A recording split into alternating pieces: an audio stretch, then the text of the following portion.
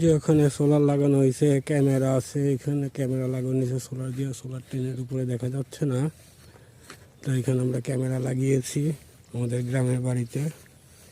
ক্যামেরার ভিডিওটি রেকর্ডিং ভিডিওটি একটু পাশে পরে দিয়ে দিব।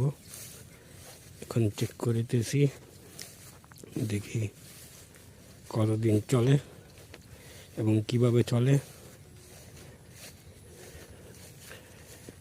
এটা চারিদিকে পানি, পুকুর, আর কিছু নাই। ওই যে সোলারটি দেখা যাচ্ছে ছাদের উপরে।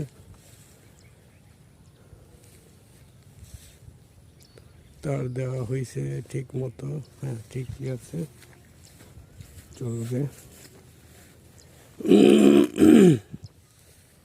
এখন বেরিয়ে যাচ্ছি। এখানে গাছ, লেবু গাছ, আম গাছ, নারিকেল গাছ, পোকা ধরছে।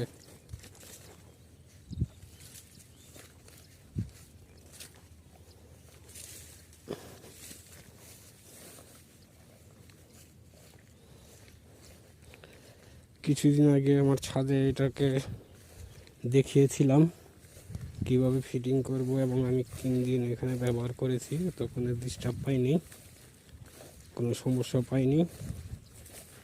এখন সোলারটি দেখা যাচ্ছে একটু পাকা করে দিল নাকি এবার, কে জানে।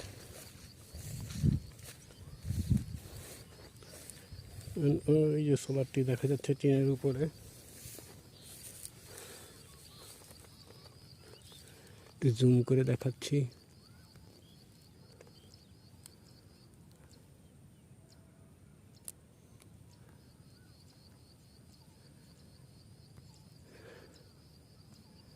এই পর্যন্তই আজকে সোলারের ব্যাপারে। তো সোলারের মেশিন পত্রগুলি ভিতরে কীভাবে ফিটিং করেছে এটি দেখাইলাম না, কারণ প্রচণ্ড গরম, টিকতে পারতেছি না। জেনারেটর যে ছাড়বো এটারও শরীরে কুলাচ্ছে না, তাই ঢাকার দিকে চলে যাচ্ছি। আল্লাহ হাফেজ।